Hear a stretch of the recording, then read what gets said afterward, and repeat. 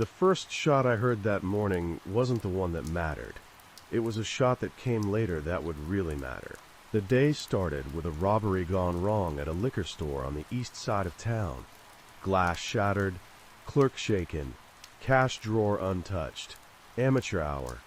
I'd barely finished the report when the second call came in, and that one changed the temperature of everything. Shots fired at a construction site near the river. One down. Suspect fled on foot. By the time I got there, the site was chaos.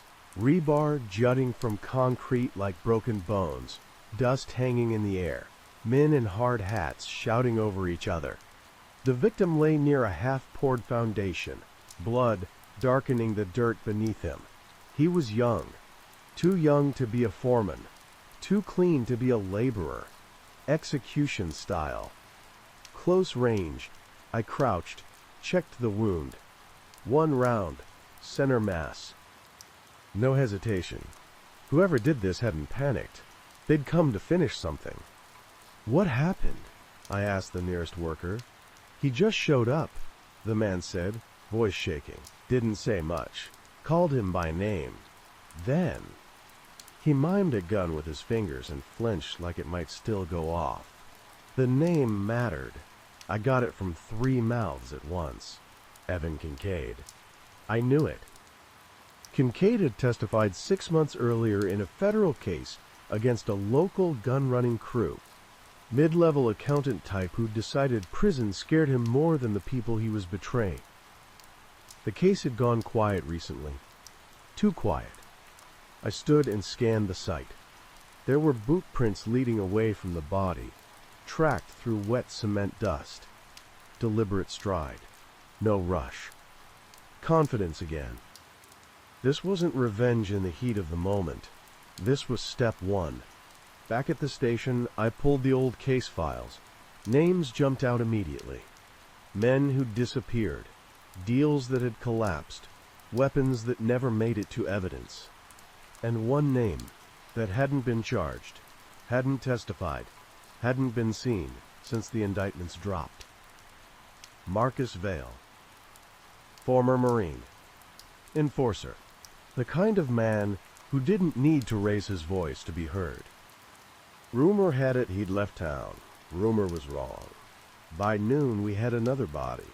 Different location. Same precision. This time, the victim had been a juror from the same trial, shot in the parking garage beneath her office building. 1 round. Clean exit. The message was clear now, and it wasn't subtle. Vale wasn't hiding.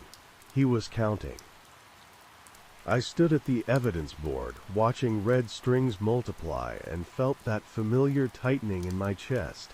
The moment when a case stops being about solving something and starts being about stopping it before the math finishes. My phone buzzed. Unknown number. I answered it without thinking. That was my first mistake. "You're slow," a man said calmly. "No distortion, no disguise." "Marcus Vale," I said. A pause. Then a soft laugh. "You always did your homework." "Why call me?" I asked, already walking. "Because you're the one they'll send when this gets loud," he said. "And I want you to understand something before that happens." "Understand what?" "That this isn't anger," Vale said. "It's cleanup." The line went dead. I stood there, with the phone pressed to my ear, the room buzzing around me, and knew with absolute certainty that this wouldn't end quietly. Men like Marcus Vale don't stop until there's no one left to contradict their version of the story. And they don't go down without taking someone with them. I holstered my weapon, grabbed my jacket, and headed for the door. The first shots had already been fired. The last ones were coming. We locked the city down in pieces, not all at once. Roadblocks where they'd matter. Plainclothes on the courthouse, the old federal building, the addresses of every living witness from the Kincaid trial. It wasn't enough. It never is when the man you're hunting already knows the map better than you do. Vale moved like someone who understood timing. He didn't rush. He didn't linger. He struck, vanished, and left just enough behind to make sure we followed the wrong urgency. By mid-afternoon, ballistics confirmed what I already suspected.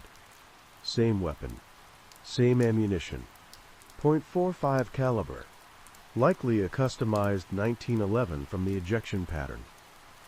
Old school. Reliable. Personal. I stood over the evidence board, coffee going cold in my hand, when Finch, no relation to the deputy from another life, came up beside me. "He's not hitting randomly," she said. "Look at the spacing." She was right. The times between shootings weren't shrinking. They were deliberate. Vale wasn't spiraling. He was pacing himself. "He's enjoying control," I said. "Not the killing. The order. We got a break. Just before 5. A patrol unit spotted a man matching Vale's description near the river warehouses. Old industrial buildings slated for demolition. Most of them empty. Some of them not. By the time we converged, he was gone. But he'd left something behind. A burned-out sedan. Still warm. Inside the trunk, zip-tied and gagged, was our next victim alive. A man named Harold Lutz. Former evidence clerk. He'd handled the chain of custody on seized weapons from the gun-running case. He was shaking so hard his teeth rattled when we cut him free. "He said I had an hour," Lutz gasped. "Said you'd know where to find him." Vale wanted an audience. We didn't have an hour. I interrogated Lutz myself while the team traced cell pings and traffic cams. Between sobs, he told me about a storage unit that had gone missing from the evidence logs. Weapons that never made it to destruction. Vale's insurance policy. He said it's where it all started. Lutz whispered. "Said you'd come alone." That was the second mistake waiting to happen. The location came through just after sunset. An abandoned cold storage facility upriver. Thick concrete walls. One main access road. Plenty of places to disappear. Tactical wanted to wait for full dark. I didn't. Vale had been setting the tempo all day. I wasn't going to let him finish the song. We moved in with lights off, engines dead a block out. The building loomed ahead of us, a black slab against the dying sky. I could feel it in my bones. The pull of the place, the inevitability of it. I checked my weapon, took a breath, then another. Inside, the air was cold and stale, the smell of old metal and rot. Our footsteps echoed despite our care. Somewhere deep in the building, something clanged softly, like a signal bell. "Detective," Vale's voice called out, calm and clear, carrying through the corridors. "You came." I advanced slowly, gun up, senses tight. "End it, Marcus," I said. "This doesn't go anywhere good for you." He laughed, low. It already went where it needed to. A shot rang out. Not at me, but close enough to make the walls answer back. Concrete dust rained down. I moved. The cold storage doors loomed ahead, heavy steel partially open. Light spilled out from inside. Lanterns, maybe, or work lights. A deliberate choice. He wanted to be seen. As I crossed the threshold, I saw him. Marcus Vale stood at the far end of the room, jacket off, sleeves rolled, weapon steady in his hands. Calm, focused. Exactly where he wanted to be. Between us lay crates, old evidence boxes, stamped and forgotten. "Look around," he said. "This is what happens when men like me clean up after men like you." I tightened my grip, the distance between us suddenly very small. This was no longer a chase. It was a countdown. I didn't answer him right away. The cold storage floor was slick with condensation, my boots finding purchase by habit more than sight. The room hummed faintly, generators somewhere below us, still drawing power from a grid no one bothered to shut off. The light was harsh and directional, throwing long shadows that distorted distance. Vale had chosen this place carefully. He always did. You brought the evidence out of hiding, I said.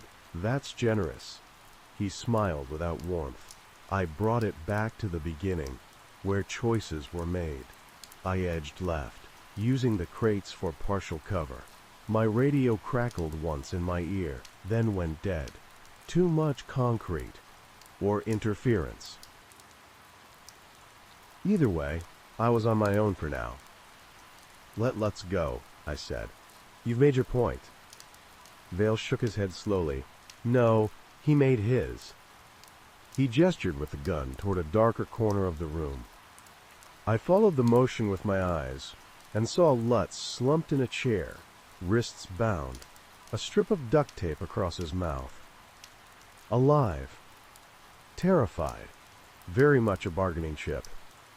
You don't need him anymore, I said. That's where you're wrong, Vale replied. I need witnesses. I just get to choose which ones. I felt the familiar narrowing then, the way the world contracts when a situation tips from negotiation into inevitability. I'd been here before in other buildings with other men who believed the story ended on their terms. You're not cleaning anything up, I said. You're just adding bodies. Vale's eyes flicked briefly to the crates between us. Those bodies were already counted. I'm correcting the ledger. A faint scrape sounded to my right. Not loud. Intentional. Vale heard it too. His eyes shifted, his stance adjusting by degrees most people wouldn't notice. We both knew then. He wasn't alone. The next second exploded into motion. A shot cracked from somewhere above and to my right, chewing into concrete inches from my head. I dove behind a stack of crates as Vale moved in the opposite direction, fluid and controlled. The room filled with noise. Gunfire, ricochets, the sharp metallic scream of bullets finding steel. I rolled, came up firing once toward the catwalks. A silhouette ducked back. Not Vale. Someone younger. Faster. Backup he hadn't mentioned. Vale shouted something I couldn't make out. His voice edged now. Control slipping. I used that moment to crawl closer to Lutz's position, staying low, every sense stretched tight. Another shot rang out, closer this time. Wood splintered. Dust filled the air, stinging my eyes. I fired again, felt the recoil, smelled cordite. I reached Lutz, ripped the tape from his mouth. Don't move, I said, no matter what. He nodded frantically. Vale's voice cut through the chaos. You see, he called. This is what order looks like. Everyone where they belong. I didn't respond. I was already moving, circling, forcing him to adjust again. This wasn't the end yet. Not even close. But the shape of it was clear now. Marcus Vale hadn't come here to escape.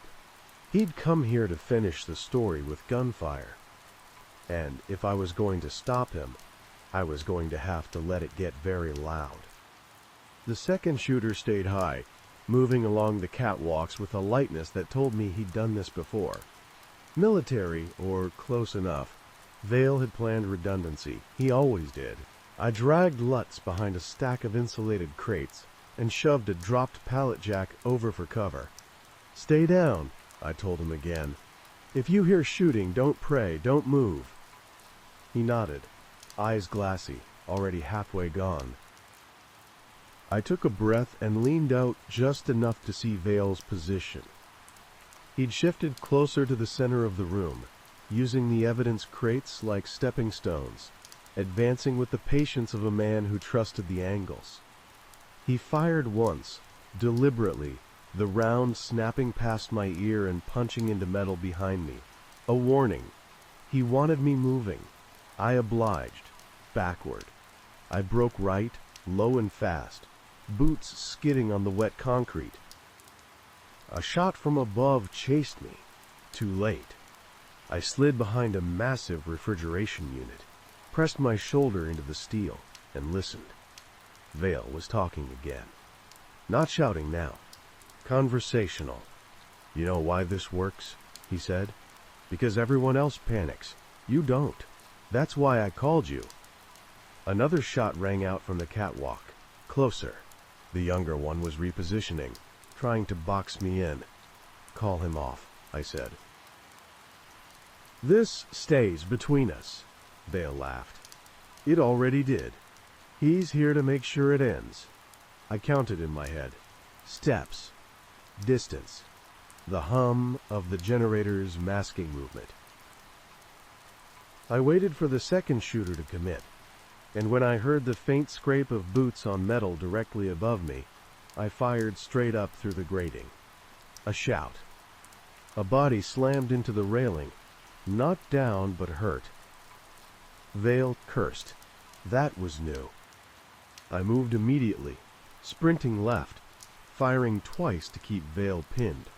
One round shattered a lantern, plunging half the room into shadow. The light shifted, shadows stretching and collapsing. Now it was uneven. Now it was honest. Vale emerged from the dark on my right, closer than I expected. We fired at the same time.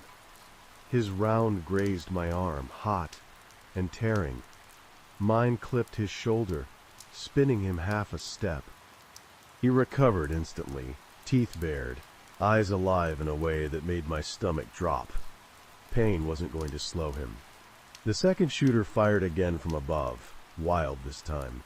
He was hurt, bleeding, dangerous. I ducked behind a forklift, breathing hard, blood slick on my sleeve.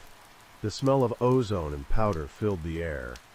My ears rang, narrowing everything to a sharp tunnel of intent. "End it," Vale called. "You know how this goes." He was right about one thing. I did.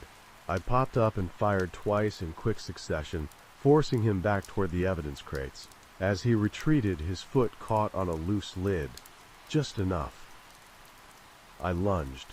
We collided hard, weapons clattering. His strength was real, trained, but so was mine. We grappled, boots slipping, breath ragged. I felt his hand go for his backup piece and drove my elbow into his ribs. Something cracked. He grunted but didn't fall. From above, the second shooter screamed something incoherent and fired again. I shoved Vale backward just as the round punched into the crate between us, sending splinters everywhere. Vale staggered, recovered, and came up with his gun again. So did I. We stood 10 feet apart, chests heaving, blood on both of us, the room half lit and shaking with generator noise. This was the moment everything narrowed to, the part where no one talks anymore, the part where someone decides to pull the trigger. Vale fired first.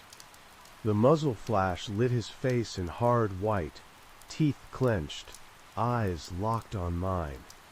I felt the round punch into the forklift beside me, metal screaming, fragments stinging my cheek. I didn't think. Thinking was done. I stepped into it and fired back. The distance collapsed to nothing. My first shot took him in the chest, center mass, exactly where training says to aim. He staggered, but stayed upright. Momentum, carrying him forward like his body hadn't gotten the message yet. He fired again, wild now, the round snapping past my head as I moved left, boots sliding on wet concrete. The second shooter screamed from the catwalk above us, pain and panic tearing through his voice.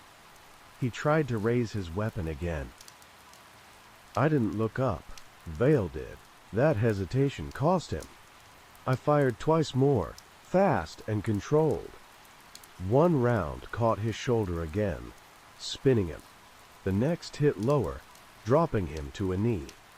He stayed there for a second, breathing hard, gun still in his hand, eyes up on me. "You see?" he said, voice ragged now, the calm finally gone. "This is how it ends. Noise.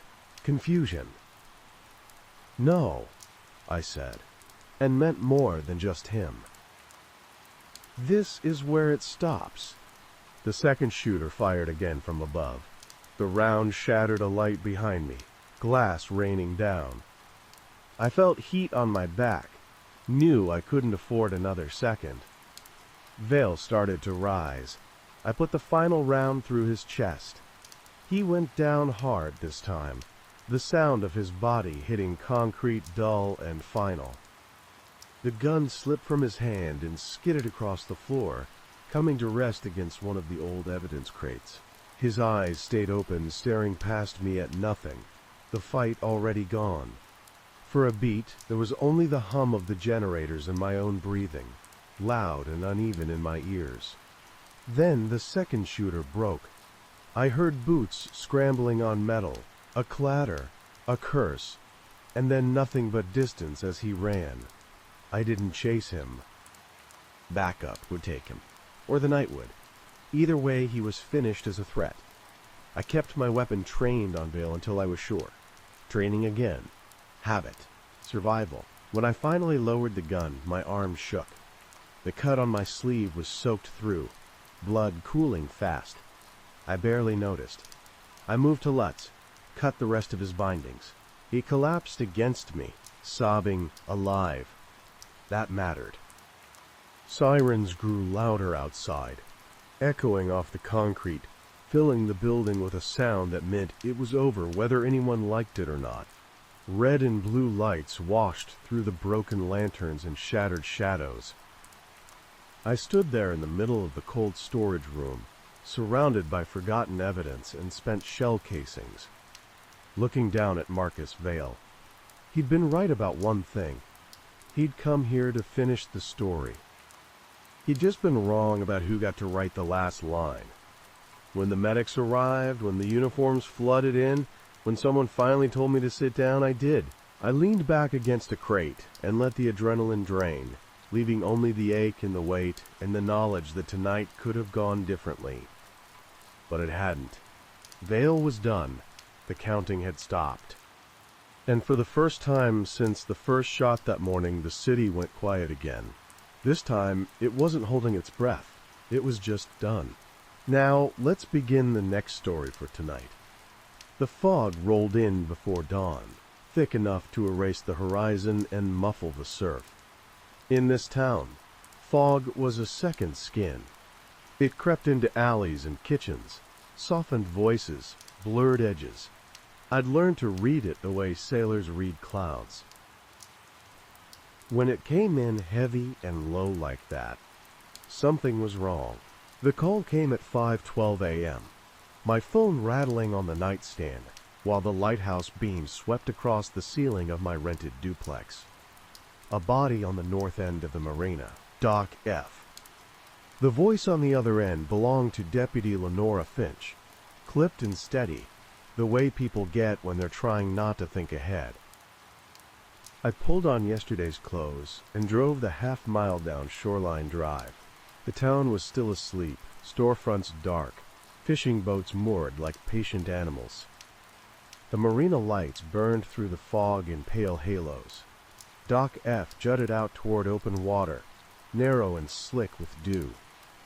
They'd thrown a tarp over him, but the shoes stuck out. Work boots. Salt-crusted leather. A man who made his living close to water. I crouched, lifted the tarp, and let my eyes do their job. The first thing I noticed was the color. Not the blue of hypothermia or the waxy gray of someone who'd been dead too long. This was different, patchy, mottled, with a dark bloom spreading beneath the left ear. Blunt force. I traced the line of it with my eyes, imagining the arc of a swing. The second thing was the hands. His fingers were curled, nails torn, as if he'd tried to grab something that fought back. "What have we got?" I asked. Finch stood a few feet back, notebook tucked under her arm. Male, late 40s to early 50s. Found by a deckhand doing morning checks. No ID on him. Wallet's gone. Time of death? Medical examiner's on the way. Guessing sometime after midnight. I stood and looked out at the water. The fog pressed close, hiding the channel markers, swallowing sound. A gull cried somewhere overhead, unseen. "Anyone hear anything?" She shook her head. Wind was up, boats clanging. Hard to hear much. I took another look at the man. He had the hands of someone who worked with nets or lines, scarred and thickened. His jacket was zipped halfway, the fabric stiff with dried salt. There was a tear near the pocket, edges frayed like it had been ripped, not cut. "Let's see the boats tied up here," I said. Dock F was mostly commercial. Trawlers, a couple of crab boats, one old seiner that hadn't moved in months. We walked the planks, boards creaking under our weight. I stopped at a trawler with fresh paint on the hull, name stenciled in neat white letters. The deck was clean, almost too clean. No coils of rope left out, no bait buckets. Someone had taken care to leave it that way. I leaned over the rail. There was a faint smear on the edge, dark and tacky. Blood, partially washed, but not enough. I touched it with a gloved finger, brought it close. The smell was iron and salt. "Who owns this one?" I asked. "Belongs to Everett Mason," Finch said. "Been fishing these waters 30 years. Get him down here." She made the call while I kept walking. At the far end of the dock, I found a bollard with fresh scratches, shallow but angry, like someone had been dragged past it. The planks there were scuffed, the grain worn smooth by more than boots. I could picture it, a struggle, quick and close, the fog wrapping them in privacy. The medical examiner arrived, a compact woman with silver hair pulled back tight. She knelt by the body, worked efficiently, her face unreadable. When she stood, she met my eyes. "Blunt force trauma to the head," she said. "Likely a single heavy blow. He was alive when he went down, drowned after." "Any idea what hit him?" She shrugged. "Something with weight. Could be a tool. Could be a fist with a ring. We'll know more after autopsy." Everett Mason showed up 10 minutes later, his truck rattling as it pulled in. He climbed out slowly, eyes scanning the dock until they landed on the tarp. His shoulders slumped, just a fraction. "That's Jonah Reed," he said before I could ask. I'd know those boots anywhere. "Who's Jonah Reed?" I asked. "Deckhand. Worked for me on and off. Good worker. Drank too much." Mason wiped his hands on his jeans, leaving darker streaks. "What happened to him?" "We're figuring that out," I said. "When did you last see him?" "Yesterday afternoon. We argued." He said it like a confession, like he'd been waiting to get it off his chest. "He wanted money I didn't owe him. Claimed I shorted his pay last season." "Did you?" Mason's jaw tightened. "No. Anyone else have a problem with him?" Mason snorted. "Half the town. Jonah had a way of pushing, asking questions he shouldn't." "What kind of questions?" Mason hesitated, then looked past me at the fog. "About a boat that went down last winter. Said things didn't add up." I felt a chill that had nothing to do with the morning air. The boat he meant had sunk during a storm, taking 2 men with it. Ruled an accident. Closed fast. "Who else did he talk to about that?" I asked. Mason shook his head. "I don't know. He didn't tell me much. Just said he was close to something." I looked back at the body under the tarp, at the way the fog clung to the dock like it was trying to keep secrets. In a town this small, nothing stayed buried for long, but sometimes the water helped. "All right," I said. "We'll need you downtown later." As Mason walked back to his truck, I stood alone at the end of Dock F. The fog shifted, just enough to reveal a sliver of open water, dark and cold. I had the sense of being watched, not by eyes, but by the town itself, waiting to see what I'd do next. I pulled my coat tighter and headed back toward the lights. This was just the beginning. By the time the sun burned through the fog, the marina looked ordinary again. Boats rocking gently, gulls fighting over scraps, diesel and brine hanging in the air. That normalcy was a lie I'd learned not to trust. I drove back to the station with it sitting heavy on my chest. Jonah Reed's file was thin, no priors worth mentioning. Seasonal work, drifting between boats, a couple of unpaid parking tickets. He'd grown up 2 towns south, graduated high school, never left the coast for long. Men like him usually died old or drunk, not face down at Dock F. I called in the rest of the department and laid out assignments. Canvass the marina, talk to anyone who'd been drinking late, pull phone records if we could find a number. While they scattered, I went to Jonah's place. He rented a room above a bait shop near the old pier. The stairs smelled like herring and bleach. His door was unlocked. Inside, the room was small and bare. Mattress on a frame, a folding table, 1 chair, clothes piled in a corner. What caught my eye was the notebook on the table, its cover warped from moisture. I flipped it open. The pages were filled with tight handwriting, lists of dates and names, tide charts copied by hand. In the margins, questions, arrows. One name showed up again and again, the trawler that had sunk last winter. Different spellings, like Jonah wasn't sure he had it right. There was a sketch tucked in the back, a rough drawing of a boat hull with a mark near the waterline, circled twice. Underneath he'd written, "Not storm damage." I felt the room close in. Jonah hadn't just been talking, he'd been looking. A knock came at the door. Finch stood there, eyes alert. "We found his phone," she said. "In the water near Dock F. Bagged it." "Good," I said. "Anyone see him last night?"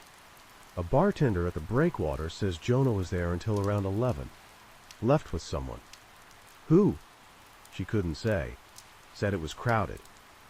I closed the notebook and slid it into an evidence bag. "Let's talk to her." The breakwater sat at the edge of town, windows facing the sea. Inside, it was dark even at noon, wood worn smooth by decades of elbows. The bartender, a woman in her 40s with tired eyes, leaned on the counter as I asked my questions. "Jonah was wound up," she said, "drinking whiskey, talking loud." "About what?" "About a boat that went down.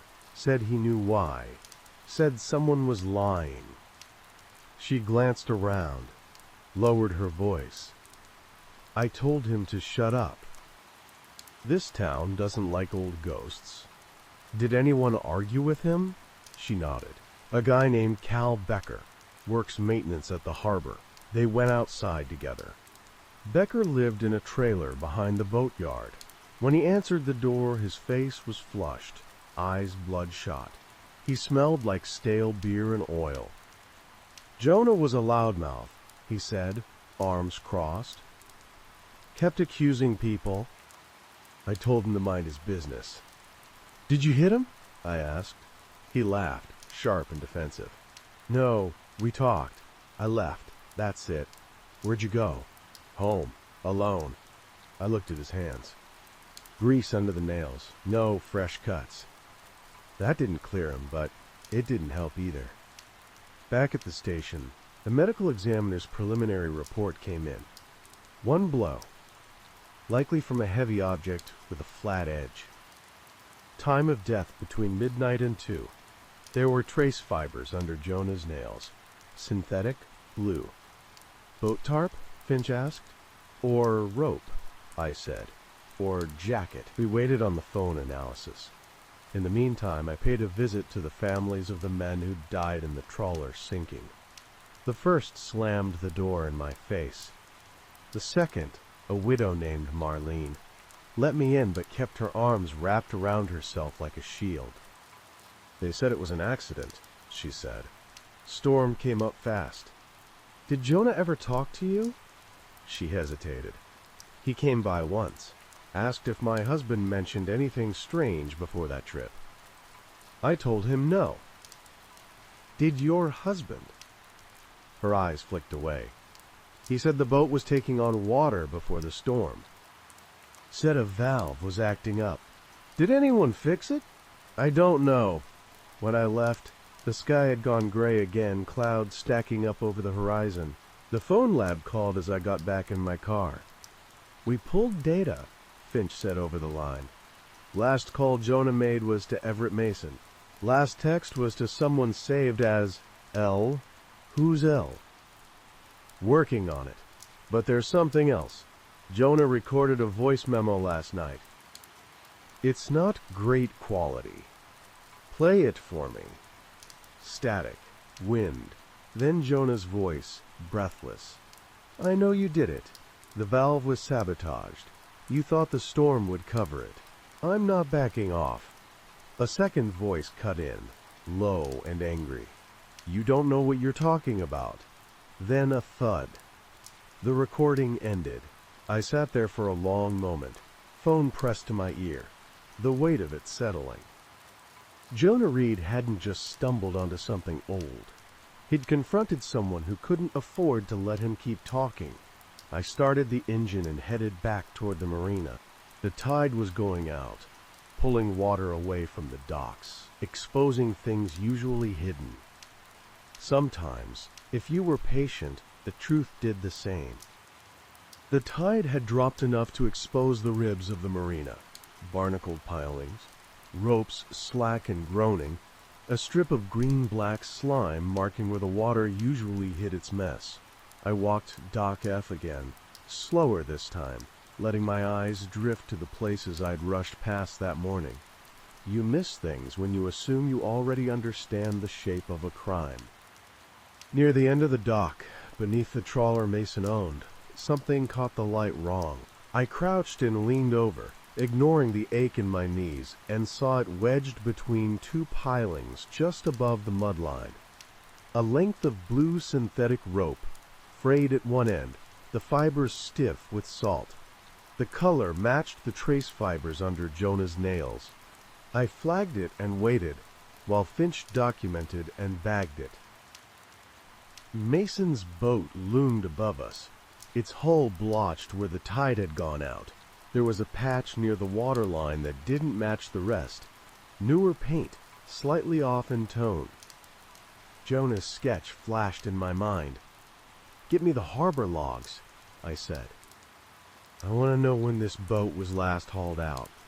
Back at the station, I spread everything out across the conference table. Photos from the scene, Jonah's notebook, the ME's report, transcripts from the voice memo.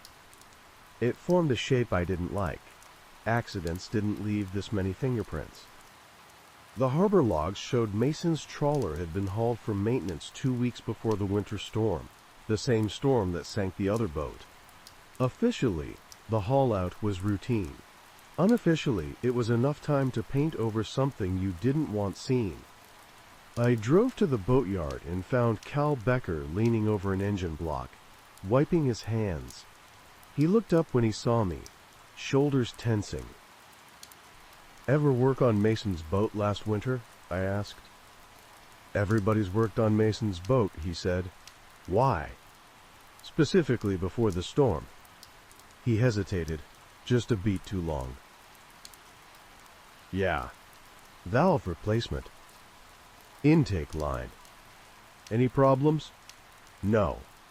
I watched his face as I let the silence stretch. Jonah thought the valve on the other trawler was sabotaged. Thought someone wanted it to fail in a storm. Becker's jaw tightened. Jonah didn't know what he was talking about. Maybe, I said. But someone hit him hard enough to kill him when he started saying it out loud. Becker turned away. busied himself with a wrench. I didn't kill him. I didn't say you did. That got his attention. He looked back at me, eyes flicking toward the open bay doors. Look, people did things back then they're not proud of. Boats were insured. Money was tight. But nobody meant for anyone to die. Who's nobody? He shook his head. You want someone to blame? Talk to Mason. I did. Mason's house sat on a bluff overlooking the water, a wide porch and windows that caught the sunset. He let me in without a word, poured 2 cups of coffee with hands that shook just enough to notice. You painted over hull damage, I said once we were seated. Right where another boat took on water before it sank. His face went gray. You don't know that. Jonah did. He thought you rammed them, damaged their intake valve. It was an accident, Mason said, too fast. Fog. Close quarters. I didn't even realize until later. And instead of reporting it, you fixed your boat and let the storm take the blame. Mason stared into his coffee. 2 men died, he said softly. I live with that. Jonah wouldn't let you, I said. He looked up then, eyes wet and furious.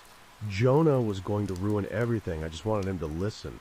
Did you meet him at the dock last night? Mason didn't answer. The evidence lined up now. The rope, the hull, the call. But motive alone doesn't convict. And Mason wasn't the only one with skin in this. Insurance money had flowed after the sinking. Repairs had been done quietly. More than one person had benefited from keeping the story clean. The phone lab finally identified, quote, L. It was Lenora Finch. I stared at the screen, the letters blurring for a second before snapping back into focus. Finch, who'd been steady at the scene. Finch, who'd known the harbor systems better than anyone. Finch, who'd helped process the accident report last winter. I called her into my office and closed the door. Why was Jonah texting you? I asked. She didn't pretend. Her shoulders sagged, and she sat down hard. He figured it out, she said. About the valve. About the cover-up. You were involved? I signed off on the report, she said. I didn't cause the damage. I just didn't look too closely. And when Jonah confronted you? He said he was going to the state. Said he had proof. My voice stayed level. Did you meet him last night? She nodded, tears tracking down her cheeks. I went to tell him to stop, to let it go, we argued. He slipped, hit his head on the bollard. I panicked. The room felt suddenly smaller, the air thinner. You didn't call it in, I said. You dragged him to the edge and let him drown. She covered her face with her hands. I sat there with the weight of it, with the knowledge that the rot I'd been circling was closer than I'd wanted to admit. In a town like this, lines blurred. People chose quiet over right, survival over truth. I stood and opened the door. You're under arrest, I said. As I walked her out, the fog began to roll back in from the sea, thick and relentless. Some truths come out with the tide. Others fight harder. I booked Finch myself. It felt wrong to hand her over to someone else, like I'd be dodging responsibility. She didn't resist. She didn't say much at all. Just stared at the floor while I read her rights, her hands folded neatly as if she were waiting for a meeting to start. When the door to the holding room closed behind her, the sound echoed longer than it should have. Word traveled fast after that. By mid-afternoon, the station phones wouldn't stop ringing. Reporters from the county seat. Locals pretending to ask about parking tickets so they could listen for gossip. In a town this size, a deputy killing a man was an injury everyone felt personally, even the ones who claimed they never liked her. I shut myself in my office and went back over everything. Confessions have a way of simplifying cases too much, smoothing over rough edges that still matter. Finch had admitted to letting Jonah drown, but the voice memo told a messier story. There had been anger in that second voice, real fear. Panic doesn't usually sound like that. I played the recording again, louder this time. Jonah's accusation. The other voice cutting in, sharp and commanding. Not Finch's tone. Lower. Male. I leaned back in my chair and stared at the ceiling. Finch might have finished it, but she hadn't started it. I drove back to the marina as the afternoon wind picked up, tearing holes in the fog. Mason's trawler was gone. Dock F sat empty except for a few gulls pacing the planks. I checked the harbor log at the office nearby. Mason had signed out an hour earlier. Destination listed as test run. No return time noted. That was enough. I headed for the bluff road, the one that ran parallel to the coast before dropping down toward open water. I spotted Mason's trawler half a mile out, moving slow, nets stowed. He wasn't fishing, he was thinking. I called it in and waited until the patrol boat met me at the ramp. The water was choppy by the time we reached him, gray and restless. I climbed aboard alone. Mason stood at the wheel, hands white-knuckled on the rim. He didn't look surprised to see me. "You should have let it stay buried," he said. "You hit him," I said. "At the dock, before Finch ever got there." His shoulders slumped. "He came at me, screaming, said he'd ruin me. I grabbed what was there, a winch handle. I didn't mean to. You meant to shut him up." "Yes," his voice broke. "I thought I'd killed him." Then Finch showed up. She said she'd handle it. I watched the water slap against the hull, felt the engine's vibration through the deck. "You let her take the fall." "I was tired," he said. "Tired of storms and secrets." I cuffed him there, the metal cold against his wrists. When we turned back toward shore, the town was visible again, small and fragile against the line of the sea. By nightfall, Mason was in custody. Finch moved to a separate cell. The official story would take shape soon enough. Charges amended, statements revised.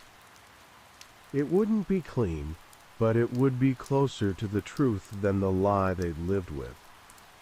I drove home late, headlights cutting through the returning fog. The lighthouse beam swept across the road, steady and indifferent. Tomorrow, the town would wake up and start adjusting its memory, sanding down the sharp parts. I parked, shut off the engine, and sat there a long time listening to the surf. The case wasn't over yet. It never really is. Sleep didn't come. It never does when a case peels back something you'd rather not see. I lay on the couch with the lights off, listening to the foghorn mark time out in the channel, each low note like a reminder that the town kept breathing whether I was ready or not. By morning, the fallout had begun. Internal affairs arrived from the county before I'd finished my first cup of coffee. 2 investigators in pressed jackets, polite in the way people get when they're about to dismantle your workplace piece by piece.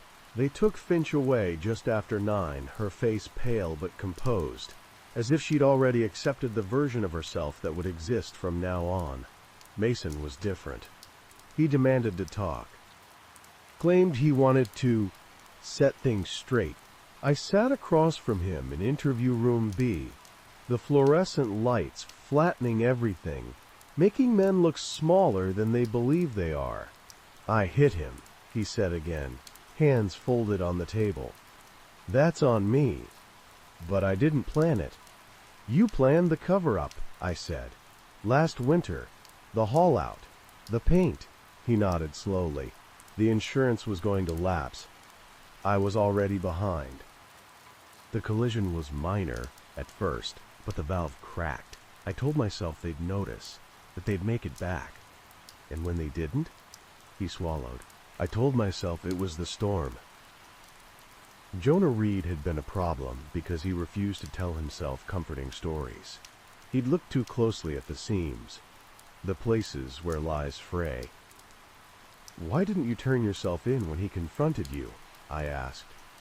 Mason's mouth twisted. "Because I've spent my whole life out there." He jerked his head toward the window, toward the sea beyond the station walls.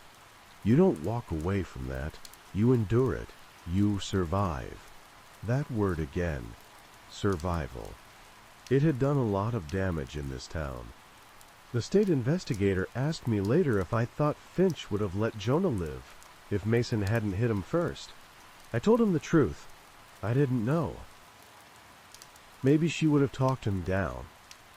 Maybe she'd already crossed the line long before that night, when she signed her name to a report she knew was thin. Jonah's funeral was 3 days later. It was small. A few deckhands, some cousins, a priest who didn't know him well enough to lie convincingly. I stood in the back and watched the coffin lowered, the sound of rope against wood sharp in the quiet. Marlene was there. She met my eyes once, nodded. Not forgiveness, recognition, the understanding that the story she'd been given for a year had finally cracked open. Afterward, I walked down to the beach alone. The tide was coming in, erasing footprints almost as soon as they formed. I thought about Jonah standing at the edge of the dock, convinced the truth was enough to protect him. I'd seen that belief before. It never lasts. The paperwork took weeks. Charges stacked and shifted. Manslaughter, negligent homicide, obstruction. Finch's lawyer pushed hard, painted her as a woman trapped by loyalty and fear. Mason's did the opposite, leaned into his age, his exhaustion, the years he'd given the town. Both arguments landed, because both were partly true. The town split quietly, the way it always does. Some blamed Mason, some blamed Finch. A few blamed Jonah for not knowing when to stop. No one blamed the water. On a gray afternoon, long after the headlines stopped calling, I went back to Dock F. The boards had been replaced where they'd been scuffed, the stains scrubbed away. A new boat sat where Mason's had been, name freshly painted, promise intact. I stood there and listened to the gulls, to the slap of water against wood. The fog hovered offshore, undecided. Cases like this don't end with closure. They end with accommodation. The town would learn how to live with what it had allowed, and I'd learn how to carry another weight. I turned away from the dock and headed back toward the street, already feeling the pull of the next call, the next secret waiting for the tide to shift. The verdicts came down on a Tuesday, the kind of day no one remembers, unless something ends on it. Mason pled to manslaughter and insurance fraud. Finch took a deal, negligent homicide, obstruction, loss of badge and pension. The courtroom stayed quiet as the judge read the terms, as if noise itself would be disrespectful. When it was over, Mason looked relieved. Finch didn't look like anything at all. That should have been the end of it. On paper, it was. But the truth of Jonah Reed's death had one last turn left in it, and it came from the autopsy addendum that landed on my desk a week later. The medical examiner had re-examined the head injury, run additional analysis on the fracture pattern. The conclusion was careful, precise, devastating in its restraint. The blow that cracked Jonah's skull was not consistent with a fall against a fixed object. It was consistent with a deliberate strike from a narrow, weighted instrument, a winch handle. Mason had admitted to hitting Jonah, but he'd framed it as a panicked swing, a reflex meant to stop a confrontation. Finch had claimed she arrived afterward, found Jonah alive, and made the choice that ended him. That version had held because it was easy, because it allowed guilt to be shared and softened. The forensic reality was sharper. Jonah Reed was already dying when Finch arrived. The drowning had hastened the end, but it wasn't the cause. The cause was the blow, delivered with force, angle, and intent that left no room for accident. I went back to Mason's interview transcripts and read them again, slower this time. The pauses, the revisions mid-sentence, the way he'd said I didn't mean to, and never once said I thought he was dead. He'd known. I drove to the prison facility 2 hours inland where Mason was being held pending transfer. The interview room there was colder, quieter, built for men with time on their hands and nothing left to trade but honesty. He listened while I laid it out. The addendum, the trajectory, the fracture. When I finished, he nodded. I didn't want to kill him, he said, but I knew I might. There it was, clean, undeniable. He wouldn't stop, Mason continued. He had that look, like he'd already decided who I was. I couldn't let him take everything. You already had, I said. He smiled faintly, like that thought had just occurred to him. The amended charges followed quickly. Murder in the 2nd degree. Finch's plea stood. Her crime was still real, still hers, but the weight shifted where it belonged. She hadn't been the author of Jonah Reed's death. She'd been its last cowardly witness. I didn't visit her. There wasn't anything left to say. The town reacted the way it always does when its final excuses are taken away. Quietly. Conversations stopped when I walked into rooms. Some people looked relieved. Others looked betrayed. A few looked angry at me, as if I'd changed the past instead of naming it. Marlene sent me a letter. 3 sentences. No gratitude. Just this. Now I know when he died. Thank you for not letting it stay blurry. That mattered more than the rest. On my last evening before taking a week off, I walked the harbor one more time. The fog stayed out at sea, a pale wall holding its distance. The water was calm, honest, in the way it only gets when nothing is hiding beneath it. Jonah Reed had been right. About the valve. About the collision. About the lie the town agreed to live with. He'd paid for that clarity with his life. I stood at the end of Dock F and let the cold soak into my bones, then turned back toward shore. Another case closed. Another truth surfaced too late to save the man who found it. That's how it goes in coastal towns. The water remembers everything. It just doesn't speak until someone drowns trying to make it talk. Now, let's get into the next story. I first noticed the silence before I noticed anything else. Not the absence of sound. You can't work homicides and expect quiet, but a deliberate stillness, like a room holding its breath. The kind you feel in your chest before your brain catches up. I stood in the doorway of the house on Gannett Lane and waited a second longer than I needed to, letting that feeling settle. I've learned not to rush past it. The house belonged to Eleanor Voss, 42. Clinical psychologist. No spouse. No children. Found by a colleague who hadn't heard from her in 3 days and decided concern outweighed propriety. The front door was unlocked. No sign of forced entry. No struggle in the conventional sense. I stepped inside. The air smelled faintly of lemon cleaner and something older underneath. Paper, maybe, or dust that had learned how to be patient. The furniture was minimal, almost ascetic. Neutral colors, straight lines. Nothing that invited you to sink in or stay too long. A house designed to be observed, not lived in. She was in the study at the back. Eleanor sat upright in a high-backed chair behind her desk, hands folded neatly in her lap, ankles crossed. Her eyes were closed. From a distance, she looked composed, even peaceful, like someone pausing between thoughts. Up close, the illusion broke. There was a thin line of blood at the corner of her mouth, dry and dark. No visible wounds, no overturned furniture. The desk was immaculate except for a single yellow legal pad placed dead center, parallel to the edge, as precise as a surgical instrument. I didn't touch it yet.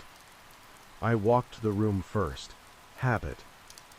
Discipline. You let your eyes absorb before your hands interfere. Bookshelves lined one wall, organized not alphabetically, but by some internal logic I couldn't immediately decipher. Freud sat beside contemporary trauma texts. Margins were marked, pages dog-eared. This was a woman who argued with what she read. On the opposite wall hung framed certificates and degrees, all real, all earned. Her name repeated in black ink began to feel less like an identifier and more like a warning. I checked her pulse out of formality, not hope. Cold. Rigor had begun to settle in her jaw. Time of death, likely late evening 2 nights ago. Natural causes didn't sit right with the posture. People who die unexpectedly don't arrange themselves. Someone had chosen this position, either Eleanor herself or someone who understood the value of presentation. The legal pad pulled at me.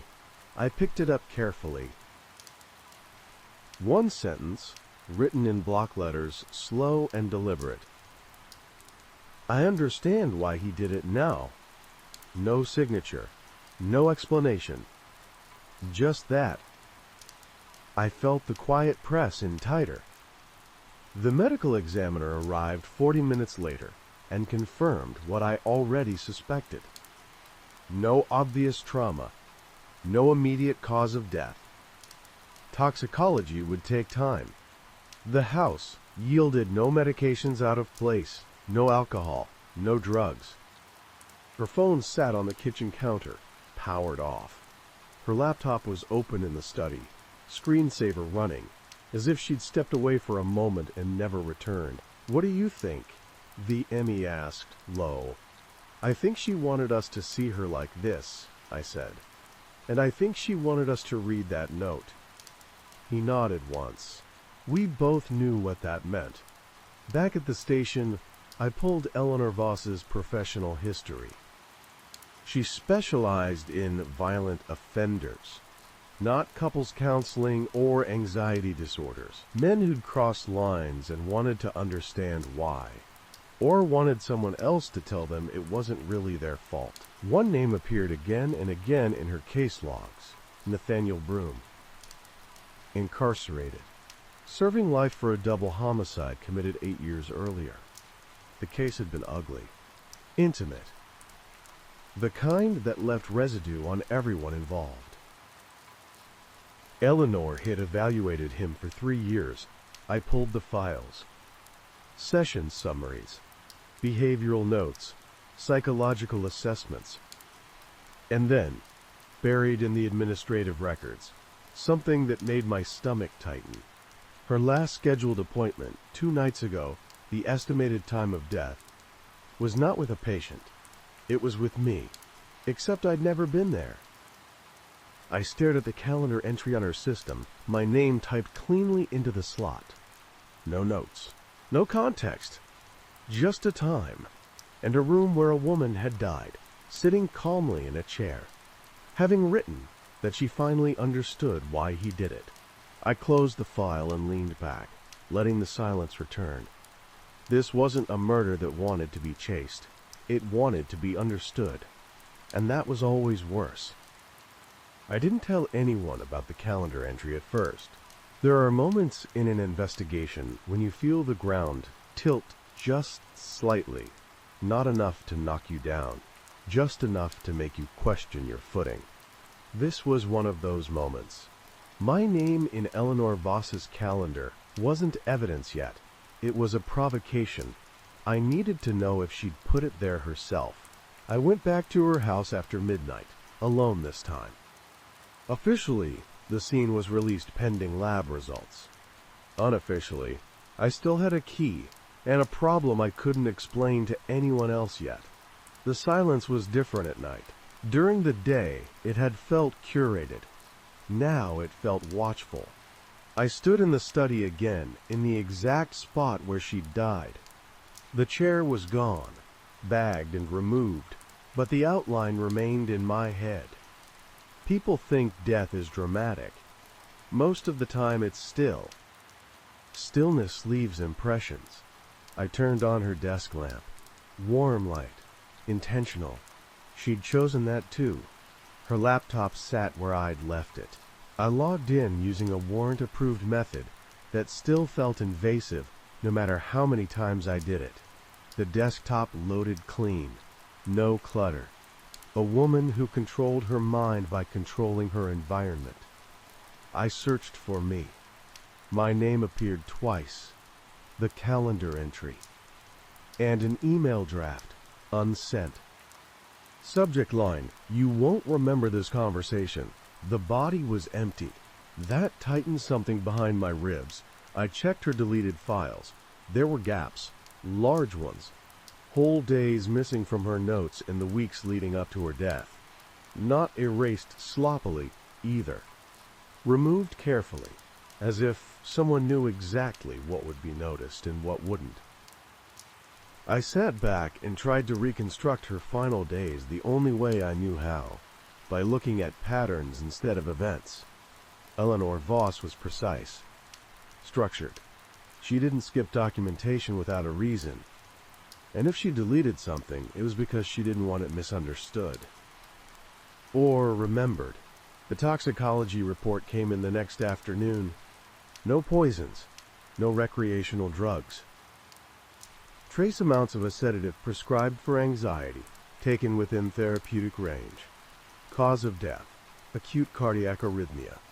Sudden, natural.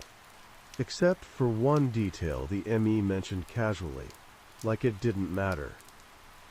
Elevated cortisol, he said. Extreme stress response right before death. How extreme? I asked. He glanced at the chart. The kind you see in people who think they're about to die. I left my office and drove without deciding where I was going until I was already halfway there. The prison sat inland, concrete and razor wire against dry hills that never remembered the sea. Nathaniel Broome had been there for 8 years. I'd testified at his trial. I remembered him clearly, quiet, attentive, unsettling in his calm, a man who didn't deny what he'd done.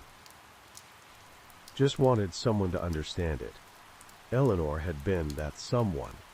The visiting room smelled like disinfectant and old breath. Broome sat on the other side of the glass, hands folded, posture mirroring the way Eleanor had been found.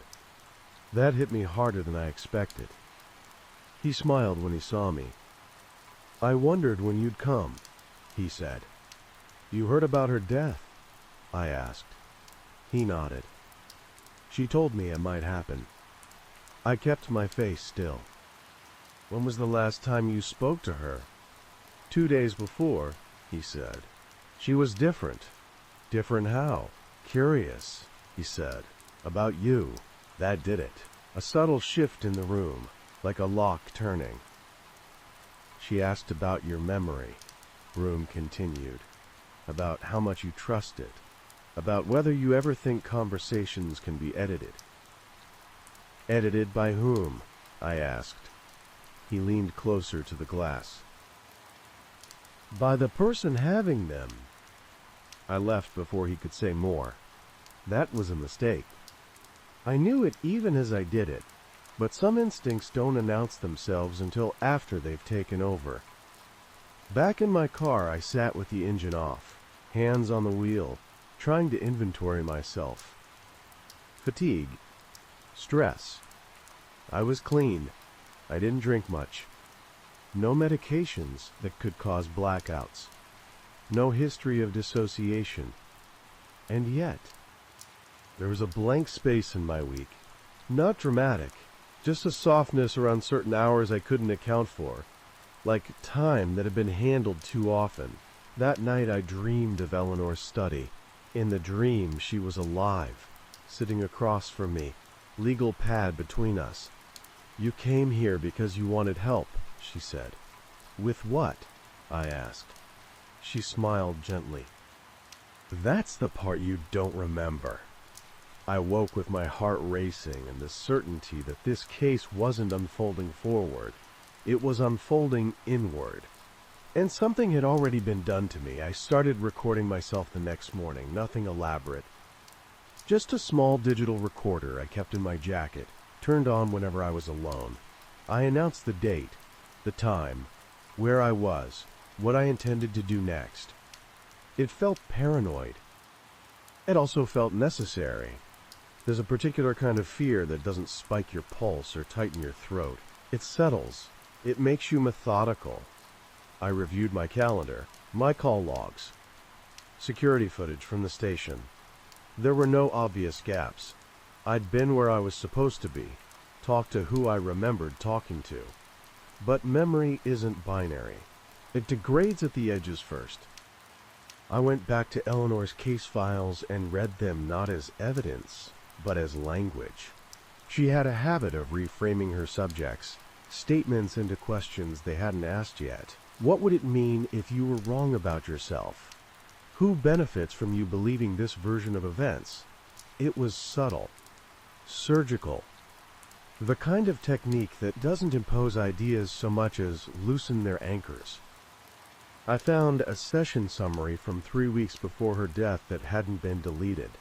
The timestamp told me it should have been. Subject expresses concern that insight without consequence is indistinguishable from permission. Below that, written later in a different ink, almost as an afterthought, I may have crossed a boundary. I closed the file and sat back. Therapists cross boundaries all the time in small ways. Too much disclosure, too much identification. But Eleanor didn't do things accidentally. If she'd written that, it meant she'd noticed something too late. I checked the building's access logs. Her office keycard history was intact, but there was one anomaly.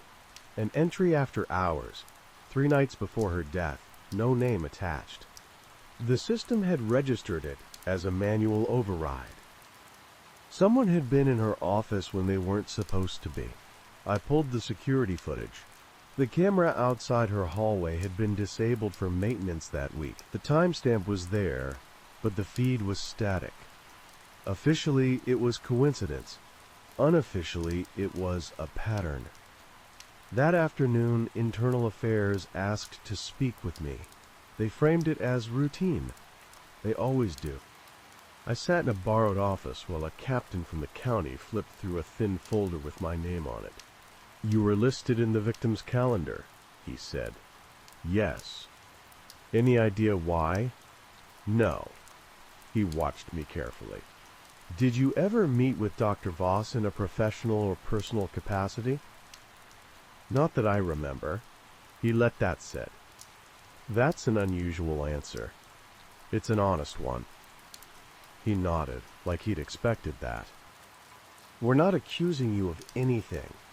But given your involvement in the Broom case, and now this connection, I testified 8 years ago. I said, I haven't spoken to Broom since. Until yesterday. That stopped me." "How do you know about that?" I asked. He tapped the folder. "The prison logs." I exhaled slowly. "I went as part of the investigation." "Of course." He closed the folder.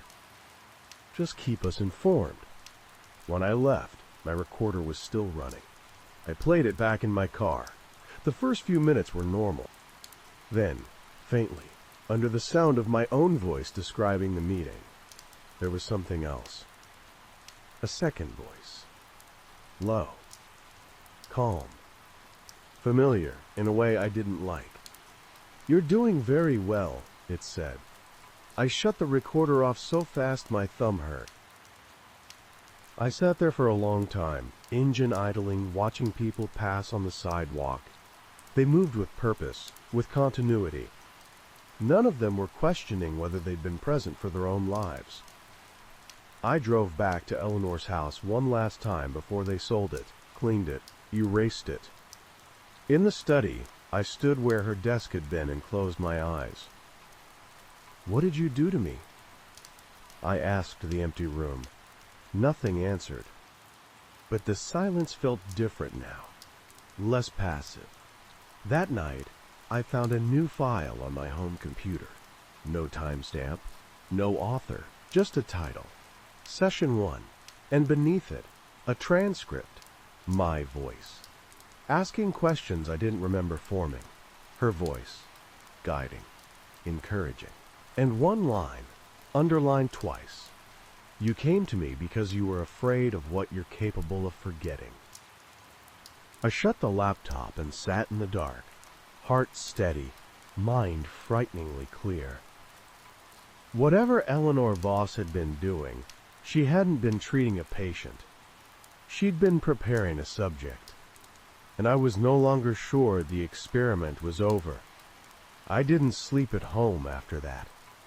I checked into a motel off the highway where the carpet smelled like old rain, and nothing about the place invited reflection. I left the laptop in my trunk, powered off, battery removed. I kept the recorder on the nightstand and my service weapon within reach. These were gestures, not solutions, but they were mine. At 2:17 a.m., I woke up sitting upright. That alone wouldn't have bothered me. What did was the certainty that I'd been dreaming in dialogue, and the conversation had ended before I opened my eyes. I pressed play on the recorder, my own breathing. Slow, controlled, then my voice, quieter than when I was awake, measured, professional. "So what happens if I stop?" A pause. Then another voice, Eleanor's. "You won't," she said. "That's the point." I shut it off and stared at the wall until the light outside the curtains shifted from black to gray. By morning, I'd made a decision. I wasn't going to report this. Not yet. Once you tell someone you might be unreliable, you stop being an investigator and start being a problem.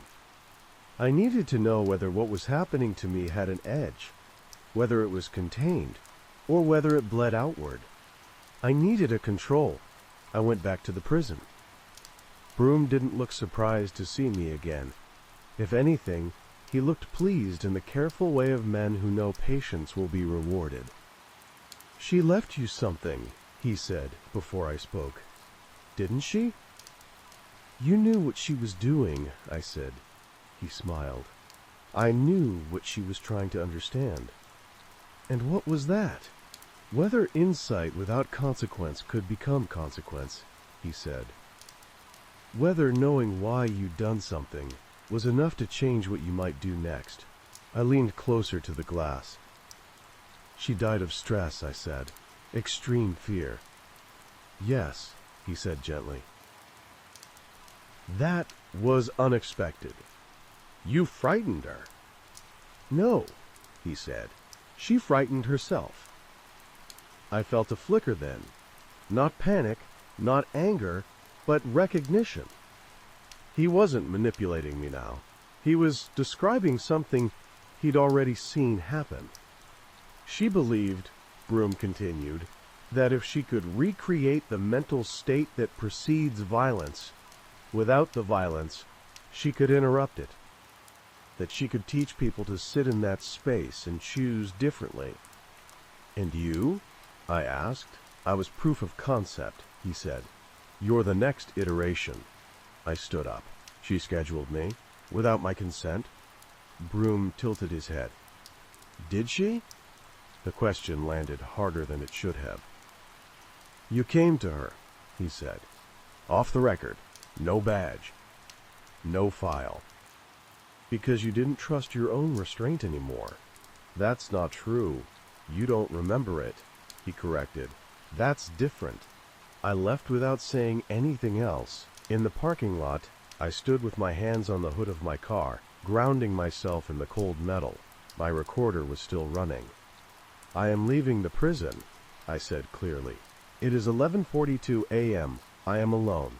The drive back felt longer than it should have. Familiar roads stretched, warped slightly at the edges. When I reached the motel, my door was ajar. Nothing inside was disturbed. The bed was still made, my bag untouched. But on the desk, neatly aligned with the edge, was a yellow legal pad. One sentence, written in block letters I recognized immediately. Not Eleanor's, mine. You ask her to help you stop before you crossed a line.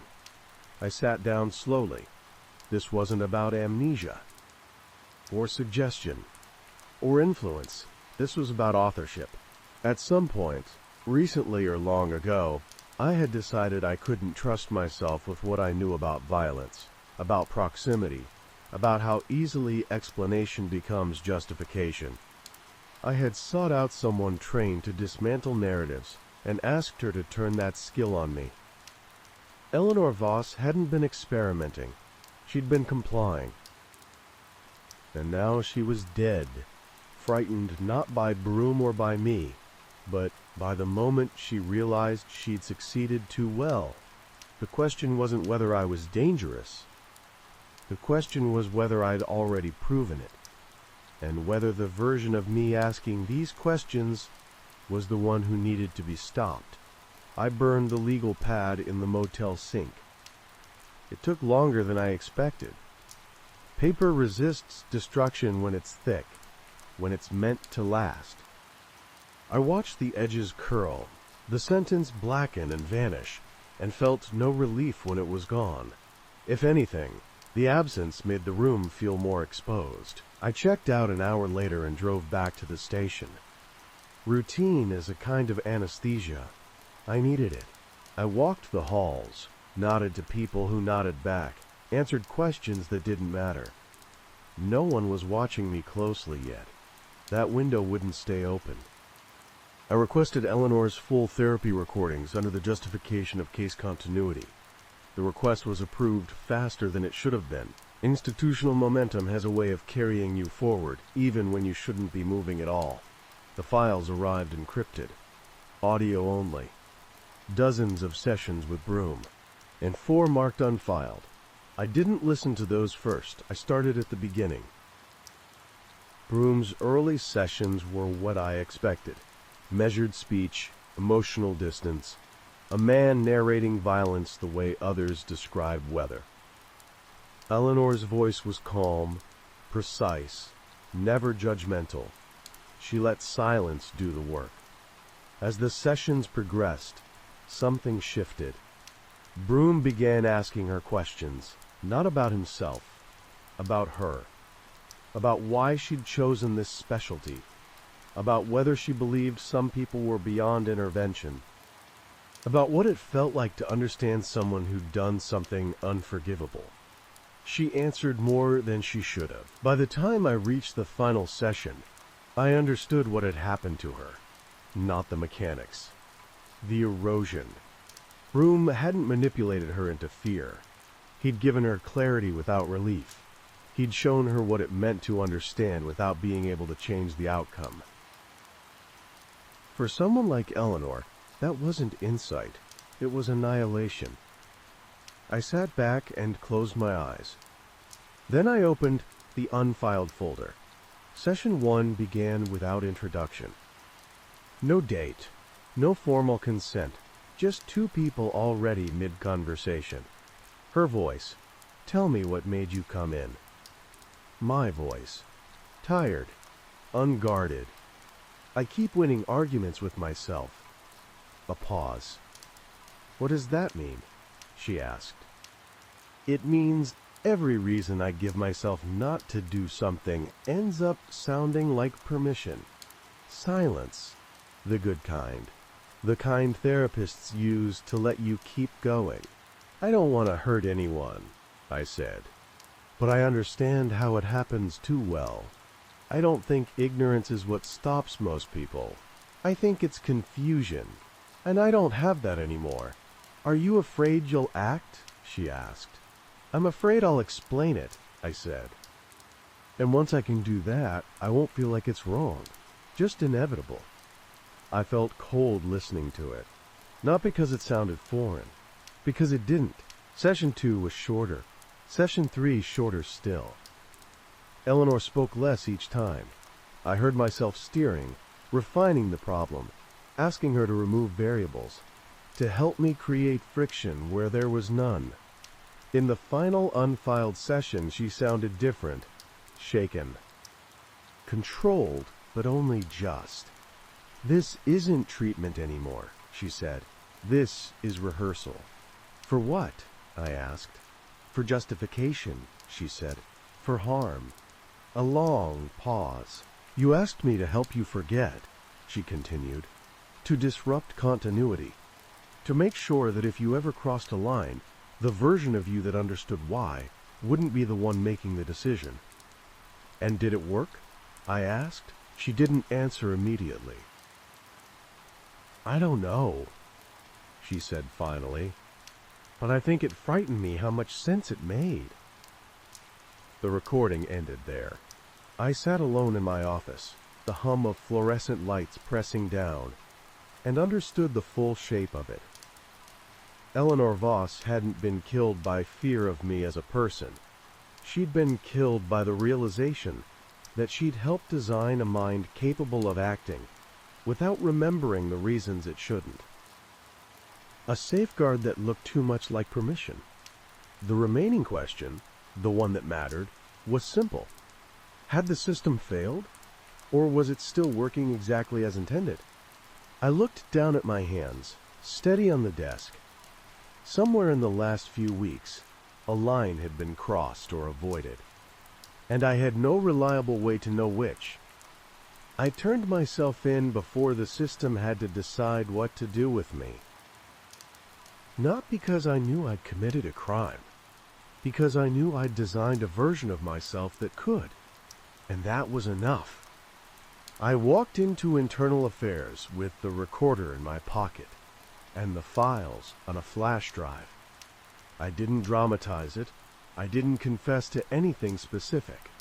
I told them I was compromised and no longer fit to carry a badge or a weapon until that question was resolved. I told them about Eleanor Voss, about the sessions, about the gaps. They looked at me the way people look at men who are either very honest or very dangerous. Both. In my case, the department psychiatrist was brought in from the city. Younger than Eleanor. Less certain. That helped. We met every day for a week in a windowless room with no clock. He asked questions the way someone does when they're afraid of the answers. "What do you think you're capable of?" he asked. "I think I'm capable of anything I can justify," I said, "and I think I'm good at justifying." "That describes most people," he said. "No," I said. "Most people stop because they feel something first. I stop because I decide to." He didn't like that. He shouldn't have. The recordings did the rest. Not just the unfiled sessions. The ambient ones. The moments where my voice surfaced without my awareness. Calm. Directive. Self-monitoring. But here's the thing they didn't expect. None of it indicated violence. No threats. No plans. No rehearsals of harm. What it showed, consistently, was interruption.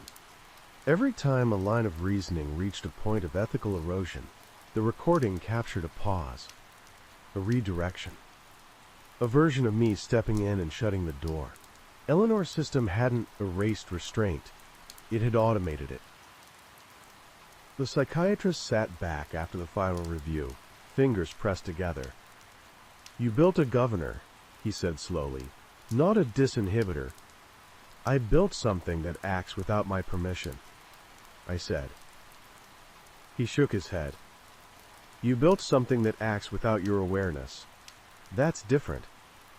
The distinction didn't comfort me. It shouldn't have. Eleanor Voss died because she realized too late what she'd helped create. Not a monster, but a mechanism. A mind that didn't rely on guilt or fear to stay in bounds. A mind that shut itself down when it recognized its own dangerous clarity. She'd been afraid because she couldn't tell whether she was protecting the world or enabling something colder. So had I. They ruled her death natural. They ruled me unfit for duty. My badge was taken quietly, my weapon logged and locked away. No charges, no headlines. Just an administrative end to a career that had already been dismantling itself. I accepted it without argument. The last thing I did was visit Eleanor's grave. It sat in a small cemetery inland, away from the sea. The headstone was simple. Her name. Dates. No epitaph. She wouldn't have wanted one. I'm still here, I told the ground. I don't know if that means you were right or wrong. The wind moved through the trees. Nothing answered. Weeks passed.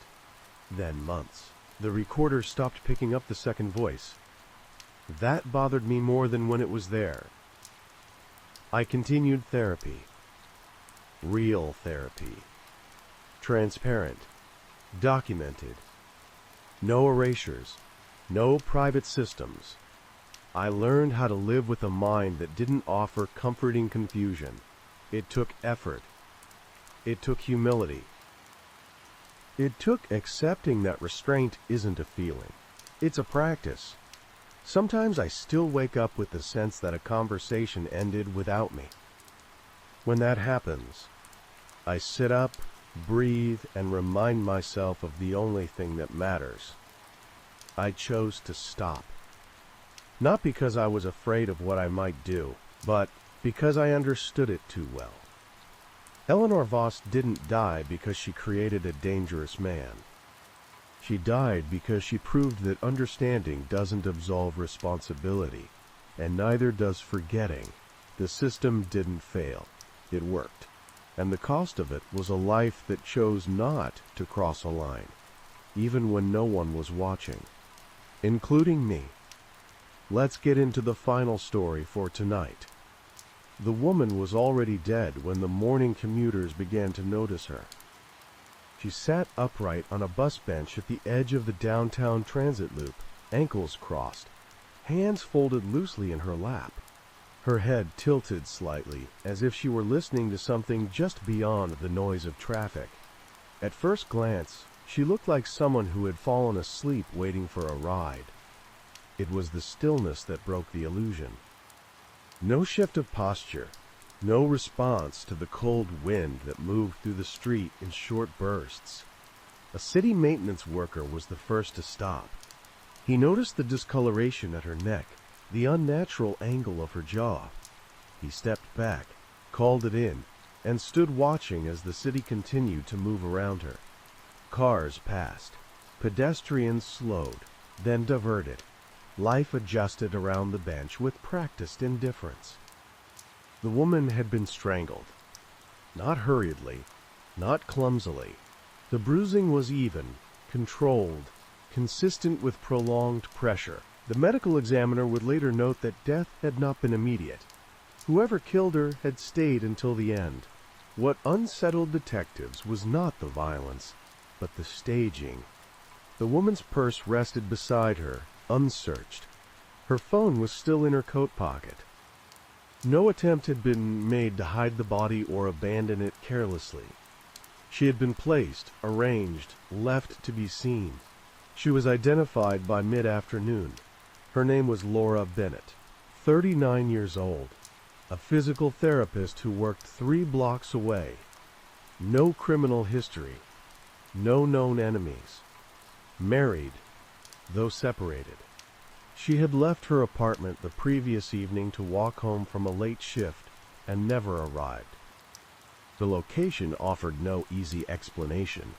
The bus bench sat beneath a streetlight and across from a 24-hour convenience store. Cameras were everywhere, yet none captured the act itself. Footage showed Laura walking into frame.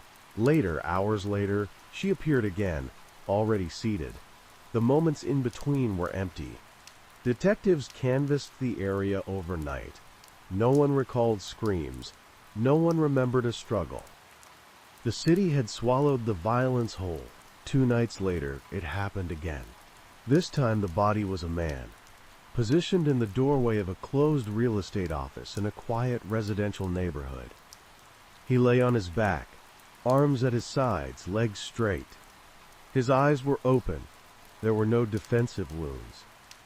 Like the woman at the bus stop, he had been strangled, slowly, methodically. Unlike her, he had been moved after death. Drag marks showed he had been killed elsewhere and carried, or at least repositioned with care. His name was Eric Nolan, 42, recently laid off, lived alone, no connection to Laura Bennett that investigators could find. The similarity was undeniable. Same method, same restraint, same deliberate presentation. The killer was not trying to escape notice. The killer was curating it. By the third death, the city stopped pretending it was coincidence. A college student was found seated at a picnic table in a riverside park just before dawn. Her backpack hung from the bench beside her, zipper closed. Her shoes were aligned beneath the table. Her neck bore the same marks. Pressure applied evenly. Thumbs placed with anatomical knowledge. No haste. No frenzy. Detectives stopped asking who the victims were and began asking why they were placed. Each body had been left somewhere visible but ordinary. Not symbolic, not dramatic. Just places people passed without thinking. A bus stop. A doorway. A park table. The killer was inserting death into the background of daily life, forcing it to be encountered casually. There was no pattern in victim selection. Different ages. Different professions. Different neighborhoods. Men and women. No shared routines. No shared contacts. The randomness was not sloppy, it was intentional. Psychological consultants offered an unsettling assessment early on. This was not anger, not revenge, not ideology. The killer was not expressing grievance or seeking validation. The killer was rehearsing a preference. Strangulation required proximity, strength, patience. It offered control and feedback. The pressure could be adjusted, the moment of death observed directly. There was no intermediary tool, no distance. The act itself was the point. Investigators reviewed missing persons reports and began to suspect there were more victims than bodies. Some people disappeared without trace. Others were found. The difference seemed arbitrary, as if the killer sometimes chose to leave evidence and sometimes did not, based on mood rather than necessity. Public fear arrived unevenly. Some neighborhoods locked down. Others dismissed it as distant. Bars remained open. Trains ran. The city continued its routines, even as patrols doubled and helicopters traced slow circles overhead at night. Then a fourth body appeared, and with it, something new. The victim had been killed in the same manner, but this time the killer left a detail behind, a small, deliberate addition that served no practical purpose. It was not a message, not a signature in the traditional sense. It was an indulgence, something placed because the killer wanted it there. Detectives recognized the shift immediately. The restraint was changing. The confidence was growing. This was no longer just repetition. This was escalation, and whoever was doing it was not driven by need or anger or justification. They were doing it because they liked it, and they were learning what they could get away with. The detail left with the fourth body was small enough that it could have been missed. A strip of clear packing tape had been wrapped once around the victim's wrist, not tight enough to restrain, not loose enough to be accidental. It served no function. It did not conceal injury or preserve evidence. It had been placed after death, the adhesive pressed flat with care. The killer had paused to do it. The victim was a middle-aged man found seated on a public library step just before opening hours. His posture mirrored the others, composed, almost polite. The tape caught the light when the morning sun hit it, a faint sheen that drew the eye only after the body itself registered. Investigators understood the implication immediately. The killer was experimenting, not with method which remained unchanged, but with presence. The tape was a gesture, an addition, made for personal satisfaction rather than necessity. It was the beginning of customization. From that point forward, the investigation shifted tone. The randomness of the victims had once been the most unsettling feature. Now it became a constraint. If the killer enjoyed the act itself, then variety would become desirable. Changes would follow. Detectives expanded their scope, reviewing assault reports that had not resulted in death. Incidents where victims described being approached, restrained briefly, then released without explanation. These accounts had been dismissed at the time as isolated encounters or misinterpretations. In hindsight, they formed a rough perimeter around the known killings. Several victims described the same thing. The attacker did not speak, did not threaten, did not rob. They applied pressure just long enough to induce panic, then stopped. The encounters ended abruptly, without pursuit. The victims were left shaken, confused, and alive. The killer had been practicing. Geographic analysis revealed a tightening pattern. While early bodies were scattered across the city, later incidents clustered within a few square miles. The killer was refining comfort zones, learning where patrols lagged, where foot traffic thinned without disappearing entirely. The chosen locations balanced exposure and control. What troubled investigators most was the lack of emotional leakage. Most violent offenders left traces of internal conflict, impulsivity, or compulsion that bled into other areas of life. This killer appeared contained. There were no bar fights, no domestic incidents, no erratic behavior linked to the timeline. Whatever urge drove the killings was compartmentalized. Psychological consultants reframed their profile. This was not someone unraveling. This was someone integrating violence into routine. The killer was not losing control. They were finding it. The fifth body confirmed it. A woman in her early 30s was found standing upright inside a parking garage stairwell, supported by the handrail. Her feet were positioned carefully, heels aligned. Her head rested against the concrete wall, leaving a faint smear where skin met paint. Around her neck, in addition to the bruising, was a narrow indentation consistent with a soft fabric, something flexible and reusable. The killer had introduced a new element, not to improve efficiency, but to vary sensation. No item was left behind this time. The indulgence had moved inward. Security footage from the garage showed a figure entering with the woman, their forms briefly visible through the glass. The footage degraded moments later, the image stuttering and pixelating. When it resumed, the stairwell was empty. The system malfunction had been real, caused by a known wiring issue. The timing was coincidence, not sabotage. The killer had not engineered escape. They had accepted risk. Public fear sharpened. The mayor addressed the city, urging caution without offering specifics. Rideshare usage spiked. Night classes were canceled. People adjusted their behavior in ways that felt temporary but accumulated into fatigue. Tips flooded in, most useless, some cruel. Innocent people were reported because they walked alone, because they stared too long, because they fit vague descriptions that meant nothing. Detectives worked through the noise methodically, aware that panic was as much a contaminant as silence. The killer continued. Two more assaults occurred within a week, both non-fatal. In one, the victim fought back hard enough to leave scratch marks on the attacker's forearm. In the other, the attacker disengaged abruptly when a door opened nearby.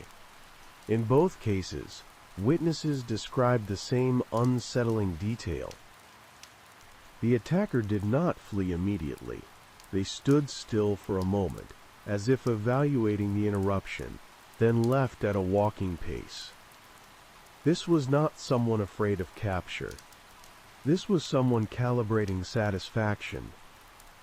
For the first time, investigators considered the possibility that the killings were not the apex of the behavior, but one expression of it. That the true reward lay in proximity, in control exercised and withdrawn. Death was optional. Presence was not. The task force began watching places rather than people. Transit hubs, stairwells, pedestrian corridors with predictable flow. Plainclothes officers blended in, standing still, moving slowly, becoming part of the environment the killer favored. And then, without warning, the killer broke their own pattern. The next body was found indoors. A man was discovered in a shared office bathroom late at night, seated on the floor with his back against the sink cabinet. The door was unlocked. The lights were on. The victim had been strangled, but this time the pressure marks were uneven, one side deeper than the other. For the first time, the kill showed strain. Not because the victim resisted more, but because the killer had rushed. Something had changed. Investigators did not know yet what it was, only that the killer's restraint, the very thing that had defined the case, was beginning to erode. The indulgence that once brought satisfaction was now demanding more. And when killers who act for pleasure need escalation, the interval between acts does not widen. It collapses. The rushed kill altered everything, not because it was sloppier, but because it revealed impatience. Up to that point, the killings had followed a deliberate tempo. Days passed between bodies. Locations were chosen with care. The killer had treated time as an ally. Now the rhythm was tightening. The bathroom murder occurred less than 48 hours after the previous assault, and the decision to act indoors signaled a shift away from caution toward immediacy. The killer was no longer satisfied with ideal conditions. Zaire was beginning to override planning. Investigators re-examined every detail of the earlier scenes with this in mind. What had once looked like composure now suggested rehearsal. The upright bodies, the careful positioning, the restraint. These were not expressions of calm. They were rituals that had worked, until they stopped working as well. The uneven pressure marks on the last victim's neck indicated interruption. Not by a person, but by circumstance. Time pressure, anticipation of discovery. The killer had completed the act anyway. That choice mattered. It suggested compulsion was asserting itself over preference. The bathroom itself offered new insight. Unlike prior locations, it was enclosed, brightly lit, and narrow. There was no view outward, no ambient movement to blend into. The killer had chosen it because the victim was there, not because the space was ideal. The act had followed opportunity rather than design. That distinction reframed the investigation. Detectives shifted from geographic modeling to temporal analysis. They examined the times of day when the killer struck and overlaid them against work schedules, transit patterns, and nightlife rhythms.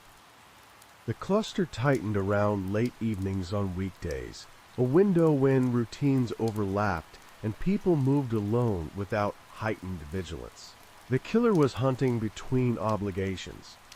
Review of the non-fatal assaults revealed another overlooked consistency. In every case, the attacker disengaged not when the victim escaped, but when something external intruded. A door opening, a voice nearby, a car passing too close. The killer tolerated risk up to a point, then withdrew. The pleasure derived from control had limits. Those limits were eroding. The next escalation was not a body, but a mistake. A woman reported being followed for 6 blocks through a mixed residential and commercial area. She noticed the same person behind her at multiple turns, maintaining distance without disguise. When she stopped abruptly and turned, the person stopped too. There was no denial, no attempt to deflect suspicion. After several seconds, the person walked past her and continued down the street. She described the encounter with unease rather than fear. The person's expression had been neutral, almost curious, as if observing her reaction rather than attempting to mask intent. Investigators reviewed nearby cameras and caught the figure briefly, face partially visible. The image was not clear enough for identification, but it showed something new. The person was not hiding their face, no hood, no hat, just a man in plain clothes moving through the city without urgency. This was the first time the killer had allowed himself to be seen. Psychological consultants warned that this phase often preceded a decisive act. The killer was testing visibility, exploring how close they could come to recognition without consequence. The absence of immediate fallout reinforced the behavior. Confidence grew in the space between action and response. Patrols increased again, more visibly this time. The city responded with lights and uniforms and motion. The killer adapted by going still. For nearly 2 weeks, nothing happened. The quiet did not bring relief. It sharpened attention. Investigators understood that the pause was not abandonment, but recalibration. The killer had learned something in the near encounter. They were adjusting accordingly. The next body appeared in a place that collapsed several assumptions at once. The victim was found inside a crowded apartment complex, in a shared laundry room used at all hours. The machines were running, clothes churned behind glass. The room smelled of detergent and warm fabric. The body sat on a plastic chair pulled from a corner, hands resting on thighs, posture upright. The killer had acted in a space where people passed constantly. There were no signs of struggle, no raised voices reported. The victim, a man in his late 20s, had been killed quickly, the pressure firm and decisive. The killer had not lingered. The indulgence was gone. Only execution remained. Security footage showed dozens of people entering and exiting the laundry room over the course of the night. The victim entered alone. The killer entered shortly after. They exited separately, minutes apart. In the footage, they were indistinguishable from everyone else. The message was clear. The killer no longer needed solitude. They had learned they could operate inside the crowd. The investigation reached a breaking point. The methods that had constrained the killer were now obsolete. Public spaces were no longer protective. Visibility no longer deterred. The behavior had crossed from controlled enjoyment into entitlement. The killer believed the environment belonged to them. Analysts revisited earlier assumptions about compartmentalization. This was not someone balancing a normal life with violence. This was someone whose sense of self was now expanding to include it openly. The killings were no longer separate acts, they were becoming integrated, which meant the risk was no longer just escalation, it was acceleration. And somewhere in the city, a person was moving through ordinary routines with a growing certainty that the next act would not only satisfy them, but confirm something they had begun to believe, that they were untouchable. The break did not come from a witness or a confession, it came from friction. After the laundry room killing, the task force stopped trying to predict where the killer would go next and focused instead on how the killer moved. The shift from secluded to crowded spaces suggested confidence, but it also imposed constraints. Acting in public required blending, timing, and escape routes. that could not be improvised indefinitely. The killer's freedom depended on routines they did not control. Investigators mapped the exits rather than the scenes. Parking garages, stairwells, pedestrian corridors, transit platforms. They charted how people flowed through these spaces at different hours and identified points where movement slowed just enough to allow contact without notice. The laundry room fit that model. So did several others. Plainclothes officers were placed not to watch for violence, but to watch for stillness. People who stood where standing made no sense. People who lingered, without phones, without purpose, observing rather than participating. The killer had learned to operate inside crowds, but the enjoyment still required a pause, a moment to choose. 3 nights later, that pause was seen. A man stood near the rear stairwell of a multi-level parking structure, positioned just outside the camera's main field. He did not check his phone. He did not smoke. He watched the elevator doors and adjusted his stance slightly each time they opened. When a woman exited alone, he shifted his weight forward, then back, allowing her to pass. When a group appeared, he relaxed. Officers noted the behavior and continued to watch. Over the next 40 minutes, the man repeated the pattern. Selective attention, micro-adjustments. No overt action. When a patrol car passed the entrance below, he left without urgency, walking to a nearby bus stop and standing among other riders. The next night, he appeared again, this time in a pedestrian tunnel beneath a major intersection. Same posture, same stillness, same evaluation of passers-by. Officers followed at a distance. The man entered a convenience store, purchased a bottle of water, and exited calmly. His hands were steady. His breathing unremarkable. When he moved toward a woman entering the tunnel alone, officers closed the distance. The arrest was unremarkable. No resistance. No attempt to flee. The man complied immediately, allowing himself to be handcuffed without protest. His pulse was elevated but controlled. There was no visible disappointment. In his pockets were no weapons, no restraints, nothing illegal. What mattered was found later, in his apartment. Investigators discovered a collection of items arranged with care. Not trophies in the traditional sense. No personal effects taken from victims. Instead, there were photographs. Not of people, but of places. Bus benches, doorways, park tables, stairwells, laundry rooms. Each photograph from the angle the killer preferred, framed as they would appear just before contact. Dates were written on the backs, some matching known murders, others not. There were also notes, not plans, not justifications. Observations, how long it took for panic to surface.